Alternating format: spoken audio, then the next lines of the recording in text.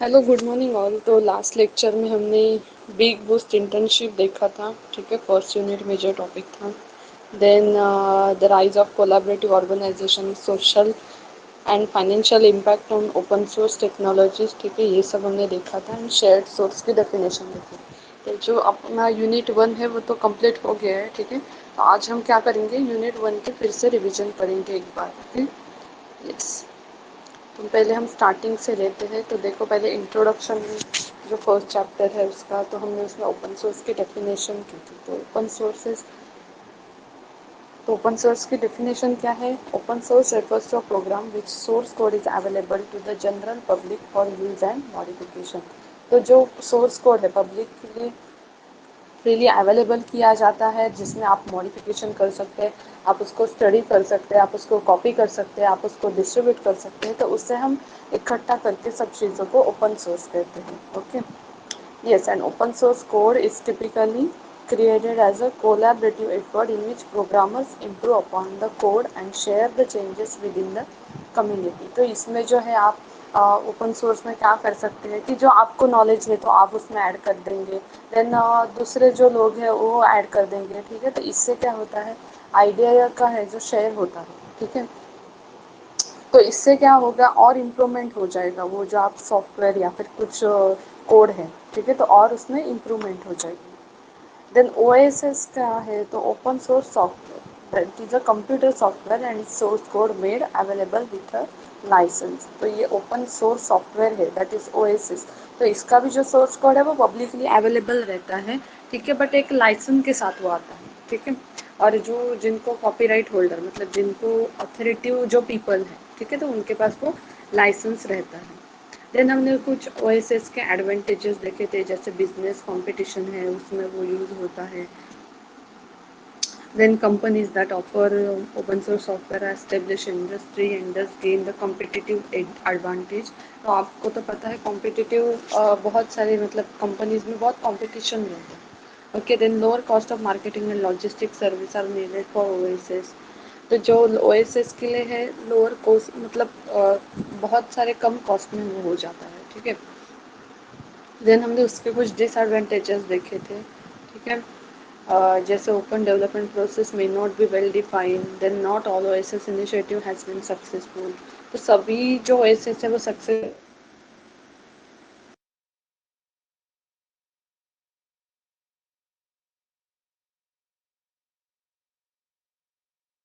देखे थे। देन हमने free the freedom to run, copy, distribute and study the changes of improve the software. Free software is a master of liberty, not a prize. To understand the concept, we should think of free as in free speech, not as in free beer. We sometimes call it library software to show we do not mean it's good. तो free software जो है उसके under कुछ freedoms आते हैं, जैसे freedom to run, freedom to study, freedom to redistribute, freedom to distribute the copies. तो ये जो सारे फ्रीडम्स है ये आते हैं फ्री सॉफ्टवेयर के अंडर। Okay, yes.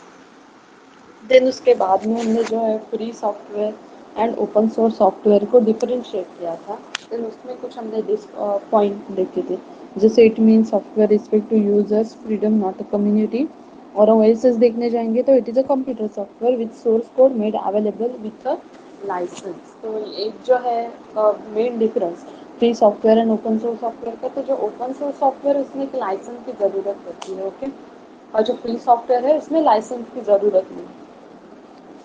देन उसके अंडर हमने कुछ पॉइंट्स देखे थे जो जो free software and open source software को डिफ्रेंशिएट करता है। ओके, देन उसके बाद हमने पब्लिक डोमेन सॉफ्टवेयर, तो जो पब्लिक के लिए बनाया गया है उसे पब्लिक डोमेन सॉफ्टवेयर बोलते हैं। ठीक है, यस।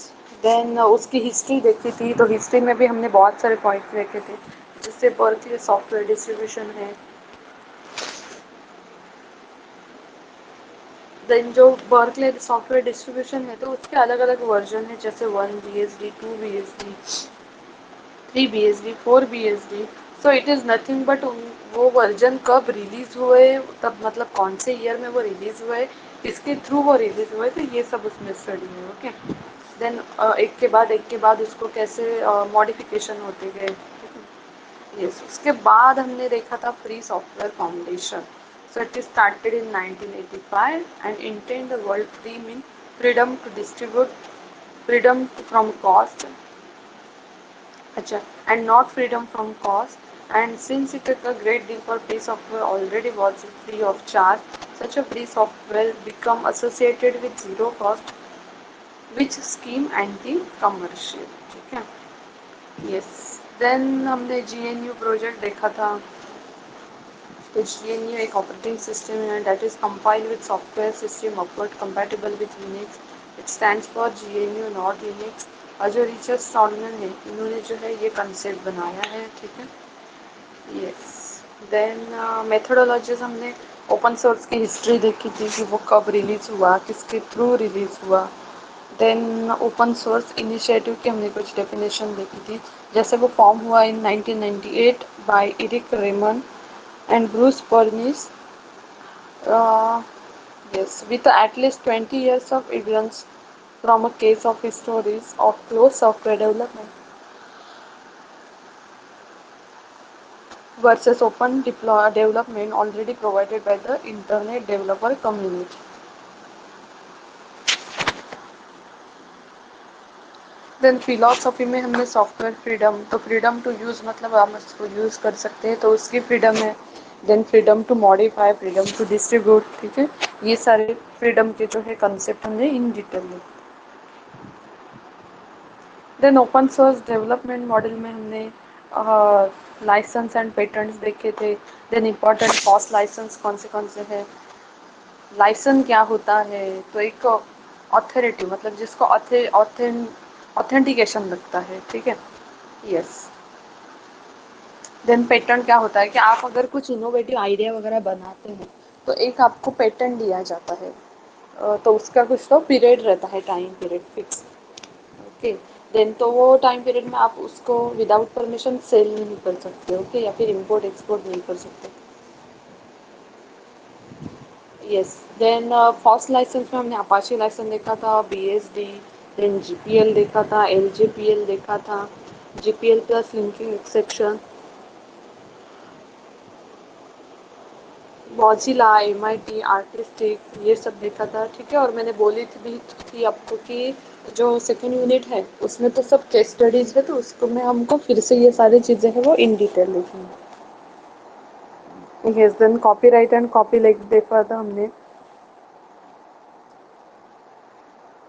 पेटेंट क्या है वो देखा था. देन इकोनॉमिक्स ऑफ कॉस्ट, उसमें zero marginal cost and income generation opportunities कौन से थे, तो डिफरेंट डिफरेंट अपॉर्चुनिटीज है. ठीक है.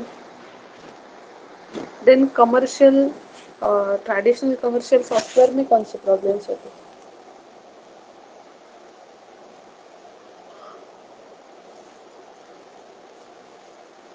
Then free doesn't mean no cost. While cost is the free to any user, there is a cost associated with developing the software. The cost may be smaller than developing proprietary software because developing a project under FOSS license means numerous web portals like SourceForge would offer a web hosting.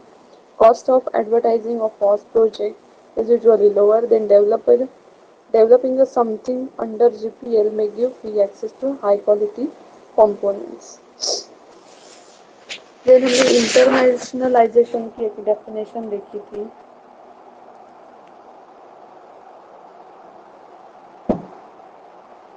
मतलब क्या है कि वो जो आपको open software मिलता है तो वो डिफरेंट लैंग्वेज में मिलता है. ठीक है. जैसे हमने लिनक्स को उन्होंने ट्रांसलेट किया था वेल्श में. ठीक है.